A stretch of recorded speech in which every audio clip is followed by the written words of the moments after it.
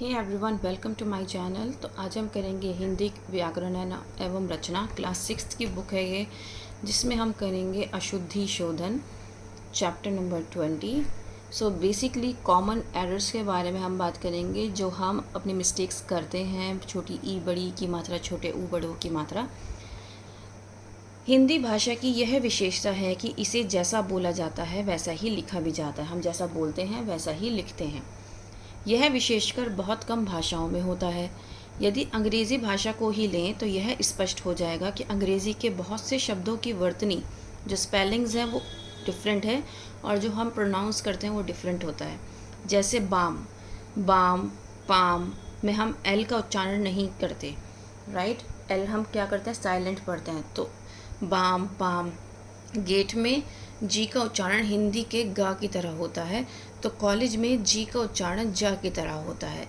Can में सी का उच्चारण हिंदी में का की तरह होता है, तो सीलिंग में सी का उच्चारण स की तरह होता है। तो दैट मीन्स वो बता रहे हैं कि इंग्लिश में हर चीज़ में जो प्रोनाउंस हम वर्ड्स कर रहे हैं, एक ही वर्ड को हम दो तरीके से प्रोनाउंस करते हैं, लेकिन हिंदी में ऐसा नहीं है। हिंदी में ऐसे उदाहरण नहीं के बराबर हैं। हिंदी में शब्दों की अशुद्धियों के मुख्य कारण है उच्चारण दोष, मतलब हमारे पढ़ने का तरीका जो है वो ही गलत है, तथा व्याकरणों के नियमों की जानकारी का अभाव। हमें व्याकरणों की नियम वो भी नहीं पता होती कि क्या क्या नियम है, इसलिए भी हम ये गलती करते हैं। गलत उच्चारण तथा व्याकरण के नियमों का पालन न करने के कारण अनेक शब्दों की वर्तनी अशुद्ध हो जाती है। तो इसका मतलब क्या है? मतलब ये है कि अगर हमें हम वर्ड सही से बोल ही नहीं रहे हैं तो हम वर्ड सही से लिखेंगे भी नहीं। आपने हमेशा सुना होगा, छोटे बच्चों की जो मदर्स होती हैं या टीचर्स होती हैं वो यही कहती हैं कि इसको सही से बोलो।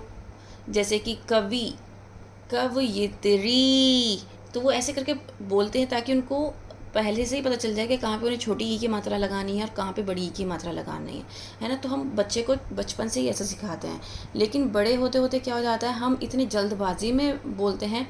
जैसे मैं कहती हूँ मुझे भूख लग रही है, अब मैंने कहा भूख, तो भूख क की साउंड आ रही है भूख, जबकि भूख होता है, ख की साउंड आनी चाहिए लास्ट में, है ना। तो ये क्या है, ये प्रोनाउंसिएशन की डिफरेंस है। अगर आप जल्दी बोलते हो तो उस वर्ड का जो प्रोनाउंसिएशन है वो आप करेक्ट नहीं करते हो। आपने भूख की जगह भूख भूख बोला, क बोला ख की जगह, तो ये डिफरेंस है। तो आज हम इसी प्रकार की अशुद्धियों की चर्चा करेंगे। निम्नलिखित शब्दों में आ की मात्रा नहीं होनी चाहिए। जैसे आधीन, तो ये होना चाहिए अधीन। अत्याधिक नहीं होता है, अत्यधिक होता है। बारात की जगह बारात होता है। आपना नहीं होता है कुछ भी, अपना। हस्ताक्षेप तो होता ही नहीं है, हस्तक्षेप होता है। अलौकिक नहीं होता है, अलौकिक। अब यहाँ पर आ की मात्रा होनी चाहिए। जैसे ये सामाजिक है तो ये होना चाहिए सामाजिक। व्यवहारिक, तो ये क्या है, व्यावहारिक होना चाहिए। पारिवारिक, आगामी, साप्ताहिक, आभारी। तो अब आप समझ रहे हो कहाँ पे हम गलती करते हैं।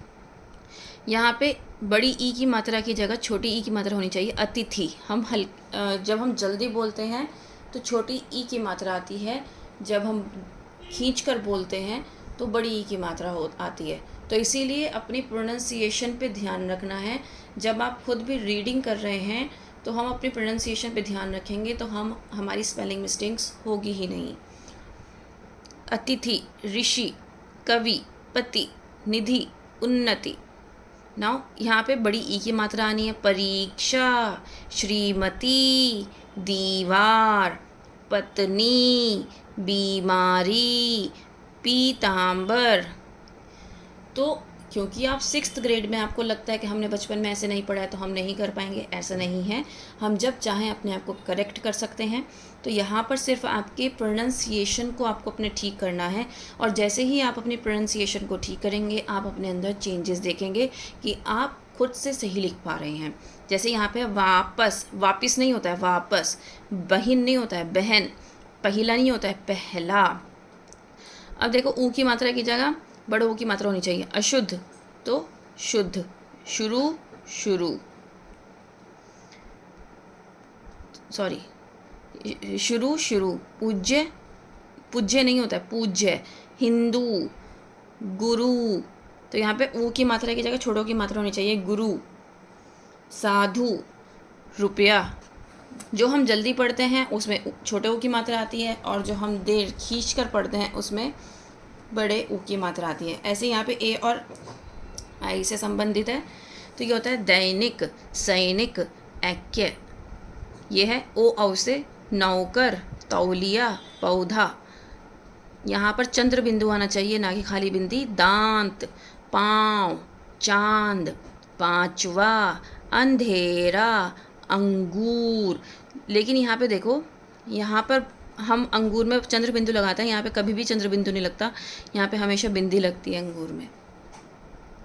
री और रा में क्या होती है? ऋतु में री से ऋषि वाली ऋतु आती है। कृपा में हमेशा र नीचे आता है का के। दृष्टि में भी द के नीचे आएगा, और आधा श ट।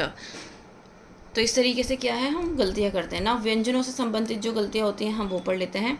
जैसे मैंने एग्जाम्पल भूखा का दिया था, तो यहाँ भूखा भूखा होता है। झूठा, नमस्कार, सड़क, वसंत, आशीर्वाद, किरण, भिखारी, भिखारी नहीं होता है, भिखारी, घनिष्ठ, प्रशंसा, लड़ाई, वाणी, आदर्श, चरण, धोखा, निष्ठा, प्रसाद, बढ़ई, बीवी, प्रमात्मा। तो ये है प्रमात्मा, परमात्मा, प्रणाम। अब उज्ज्वल, दोनों ज आधे आएंगे। श्रृंगार, यहाँ दो र लगे हुए हैं जो कि गलत है। ये पूज्यनीय लिखा हुआ है, तो हमें लिखना है पूजनीय। राधे श्याम है ना, तो राधे श्याम लिखा हुआ है, राधे श्याम को राधे श्याम। स्वास्थ्य लिखा हुआ है ना, स्वास्थ्य नहीं स्वास्थ्य। उल्लंघन होता है, डबल एल आता है, डबल ला आएगा, उल्लंघन। स्वावलंबन, तो ये स्वावलंबन होता है। कृपया, कृप या। नाउ सन्यासी, तो ऊपर भी बिंदी लगेगी। उपरोक्त, तो उपयुक्त होता है, उपयुक्त। हम ज़्यादातर जब हम बोलते हैं ना, हम बोलते हैं उपरोक्त लिखा हुआ है, तो वो उपरोक्त नहीं होता है, उपयुक्त। श्रृंखला, यहाँ पे दो रा लगे हुए हैं, एक हटाना है। जगतनाथ नहीं होता है, जगन्नाथ होता है। जगतनाथ नहीं होता है, जगन्नाथ। ठीक है, तो ये कुछ हिंदी की मिस्टेक्स हैं जो हम करते हैं।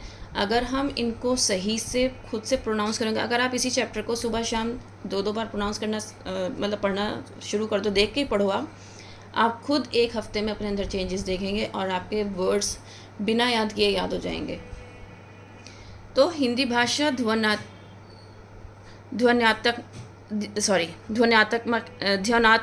है। हिंदी में जैसा बोला जाता है वैसा ही लिखा भी जाता है। हिंदी में वर्तनी की अशुद्धियों के दो मुख्य कारण हैं: उच्चारण दोष, व्याकरण के नियमों का पालन न करना। तो बेसिकली ध्वन्यात्मक मतलब होता है कि ध्वनि के साथ हम जैसा बोलेंगे, ध्वनि जैसी निकालेंगे, वैसे ही उसको हम प्रोनाउंस करेंगे। और यही बोला है कि हमारा जो है उच्चारण दोष है। अब मैंने इसी ध्वन्यात्मक को पढ़ने में मैंने 2-3 बार पढ़ा, उसके बाद मैंने इसको करेक्ट किया। अगर मैं इसको करेक्ट ना करती, जो मैंने गलत पढ़ा था मैं उसी को ऐसे ही रहने देती, तो फ़ायदा कुछ नहीं था, क्योंकि मेरे भी उच्चारण दोष आ जाता, राइट। तो व्याकरण के नियमों को पालन करना और उच्चारण दोष अपने करेक्ट करने से हम क्या कर सकते हैं, इन अशुद्धियों से बच सकते हैं। उम्मीद करती हूँ कि ये चैप्टर आपको समझ में आया होगा। Please like, share and subscribe. That's all. Thank you.